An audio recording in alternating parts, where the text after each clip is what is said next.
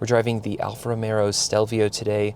This one is a fun one. It is a Competizione trim, which we'll go over some of the changes here, but it's been a really fun one to drive over the last week and give my impressions on. So I'm just gonna step out real quick so we can take a look at some of the added bonuses here.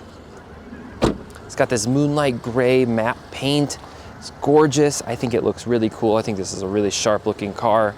It's a $1,700 option though for that paint, so you better want it. And you can only get it on the comp trim, so something to keep in mind as well. I've always been a huge fan of the Alfas. I think they have a really good stance on the road. That historic grille is really great as well. This one's riding on 21s, very, very large wheel. The Quadrifoglio comes with 20s, which I find a bit interesting. This one's actually the largest wheel size you can get, but does remain with that beautiful 5-spoke design. I think these look really cool and are really distinguishing on the road. 4-piston Brembo brakes up here in the front, painted red with the Alfa Romeo logo on them. Luckily, I have been able to check out the Q4 all-wheel drive system. It was, the day this was delivered, it was absolutely a blizzard, and this thing did just amazing in the snow. One thing is that the traction control you can't turn off, which is a bit weird, so you can't really have a ton of fun with it, but it is definitely safe to get around town, and even on the all seasons it did quite well. Let's open up the trunk. One thing I've noticed here that's a bit interesting is it's a very long trunk, and I think that you can attribute that to the very kind of boat-like rear end this thing has, but not very wide. Interesting, like if you look right here at this angle, how much kind of fender you have, and how much room it seems like there would be in there, but there just isn't. And then this carpeted area even jets in a bit. So not a ton of width, but very deep. I think this would be quite a bit of usable space. Do get a couple seat folds, though it's worth noting they don't actually drop down on their own. You have to kind of push them. So I feel like it kind of diminishes the reasoning for having these back here. 12-volt outlet, bag hangers, little cubby, underfloor storage, no spare tire on this one, which is a bit interesting, but it looks like there is quite a bit of room to throw some goodies back there. So a couple cargo tying down holds. I think a pretty functional back end. Very nice cargo cover. This almost feels like it's a, I'm not gonna say it's leather, it's definitely not, but it's like a vinyl-y, leathery kind of leatherette material. Automatic trunk, go ahead and close that. And let's go ahead and step in the rear seat. And I've got plenty of leg room. Headroom is actually quite decent as well. You've got these cutouts for your head in the middle. There's this kind of section here, but I fit pretty nicely. I think that you could come back even further on your tracks and still have a comfortable rear passengers.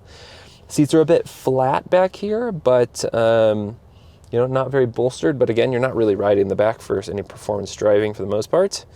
Climate vents, a couple of USB Type A's, a couple seat heaters, and then a small cubby. I'm not sure what you'd do with that.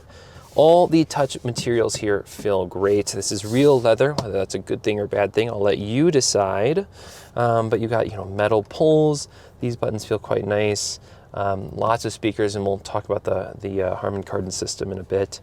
Little cubby down here. Window switches feel real nice, but not a ton going on down there. There is a transmission tunnel, as to be expected. This is all-wheel drive and on an ICE platform. So, yeah. Let's take a look at the front seats, where you're going to be spending most of your time if you're buying this. And I truly do think that the people buying this are buying it because it is a driver's car. But up here, everything feels quite nice. The steering wheel on this thing is fantastic. I love the design. I love the red stitching. Matches the seats, which is, I believe, part of the Competizione trim to get these kind of upgraded seats. Bolstering is amazing. You do get the Alfa Romeo Competizione logos kind of etched in there. Small little armrest cover. You got some storage down here, and then this interesting little phone slot that is a wireless charger, and has a little slot that you can plug in for CarPlay. Shifter is a leather wrapped shifter. It is kind of interesting. There's a button on the back, kind of like a joystick, but you pull back for drive, push forward for reverse, and when you are in drive, you can switch it over into manual mode and use these beautiful, beautiful paddle shifters. Materials in here feel nice. You've got a real leather upper dash. Again, whether that's a good thing or not is up to you. Down here, you get some more kind of cheaper plastics, but they are in spots that you probably aren't going to be touching a whole ton. This center console feels like it is not in the same, I don't know, I actually don't know if this is real leather or not. It certainly doesn't feel like it. And same with these kind of strips on the side. These feel a little, I mean, you can hear it. It doesn't sound, that's what leather sounds like. That isn't. So, little Italian flag, which is a nice touch. And a 12-inch gauge cluster here, which changes based on the drive mode that you're in.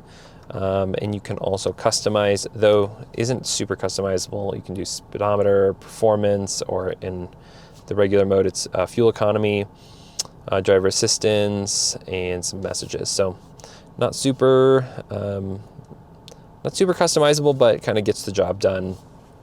You get ultrasonic sensors all around, but this, I don't know if you can tell, this screen looks very, we'll go 2005.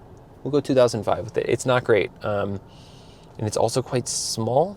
We'll get a little bit more into the infotainment here in a bit. Throw it in park. A couple cup holders up here. There is a phone slot, which I find quite nice. There's a little door that covers it if you want a really nice clean cabin. This feels a little cheap, but I imagine most people will keep that open. All of your climate controls are done through physical knobs and switches. A lot of people will like that. One thing I found that's weird though is when you are in CarPlay, you have to, and you change your settings here, you kind of has to pop up and then they kind of disappear. So it's not always super apparent what temperature it is in the car. Heated seats, heated steering wheel. I'm not sure if on my tester it just doesn't work, but the heated steering wheel seems to do nothing. I've had it on the entire time I've been testing this car.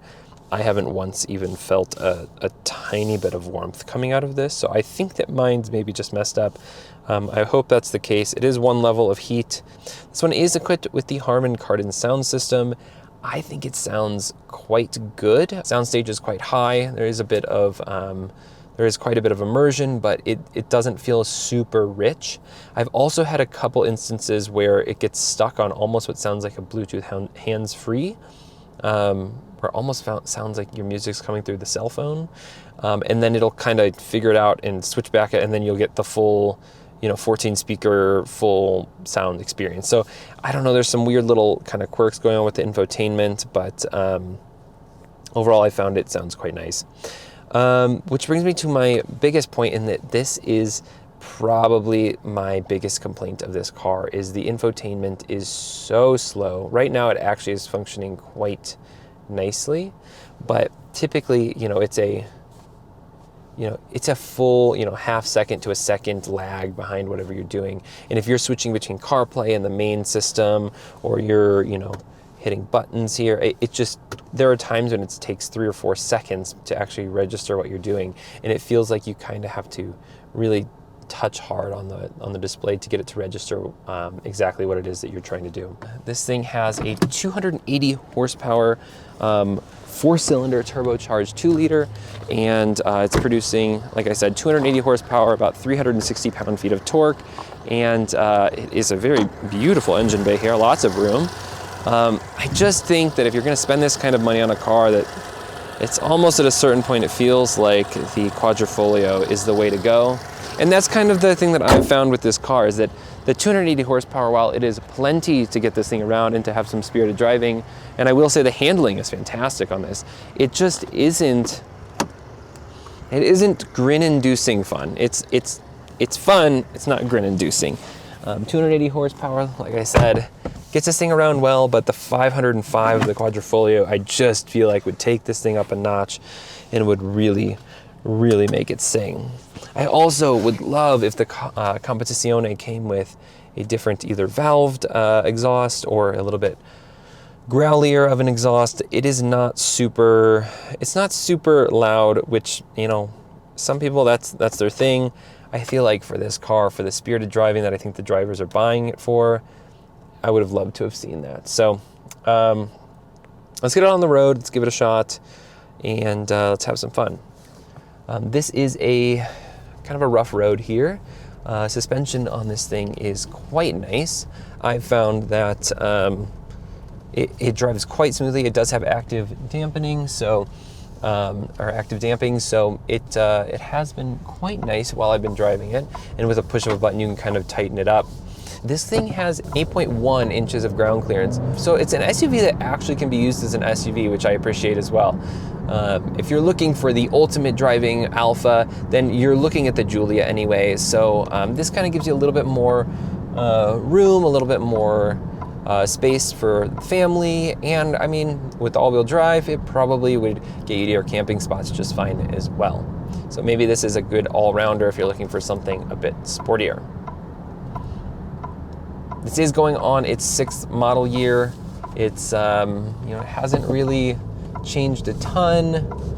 I don't know if they'll refresh this thing, to be honest. I could see Alfa sort of leaving this thing alone. I feel like that's part of why the Competizione trim is hitting shelves, is because they just need some reasons for people to get to their dealer and pick one of these things up. I don't know that the Competizione trim is enough, to be honest. It feels like they tried to go for the Quadrifoglio without the Quadrifoglio price, and without that engine, I just don't think that this is necessarily worth the premium price. This one starts, the window sticker on this one is $59,870, so just under $60K. And I mean, for $60K, you have a lot of options from BMW, Audi, Mercedes, and I just don't know that the $60K price tag is truly worth it. So now I'm picking up as we drive here into the canyons, where I think this is where this car makes a lot more sense. You know, if you're driving this thing to a trailhead, which, you know, it's an SUV, maybe you're taking this into a trailhead to go camping, but like entire way there, you're just gonna have an absolute blast. I mean, it feels like it's just ready to give you exactly what you're looking for. I have to be a little careful out today because there was some snow pretty recently, but I feel like this is all pretty much dried up. And as long as you don't have Kia Tellurides slowing you down in front of you, you're gonna have a really great time. You know, on a road like this, actually, just even that little bit there, the 280 horsepower feels more than adequate. I think that when you're on the highway and you wanna, you know, increase your speed quickly, that's where the 280 kind of just feels like it's just enough. I am at 5,000 feet of elevation, and you lose about 1.5 to 3% of your power for every 1,000 feet you increase vertically. So at this point, we're probably around 6,000 feet would be my guess. Yeah, we're at 6,350 feet. So we're losing right now, right off the top, immediately, probably somewhere in the neighborhood of 10 to 20% of our power. So you have this thing at sea level, it's gonna feel significantly more powerful. Fuel economy on this thing is rated at 24 combined, and I've gotten about to that this week as I've been test driving this car, and I have not been going super easy on it. So that's been a nice little bonus. I've averaged about high 23s with mixed driving. I think this thing can get about 20-ish city, 28 highway, I believe. I'll put the actual numbers up on screen, but plenty. I actually could do with this suspension being a little bit tighter here. It feels like it starts to sort of lean over on itself in these really, really twisty sections, but you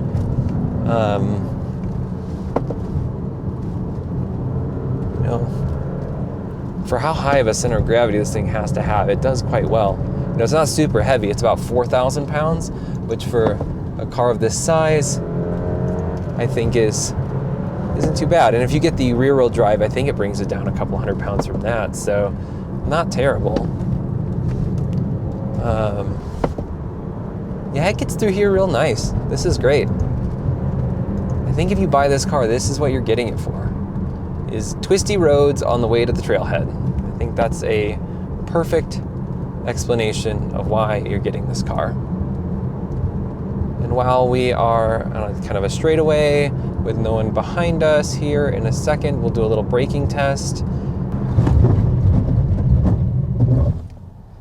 That is impressive, and I think that is 100% tires at this point. Like, the brakes feel like they have quite a bit in them. It's just that the tires can't hold it. And it's also a bit cold today, so final thoughts are, this is a fantastic get to the trailhead kind of car.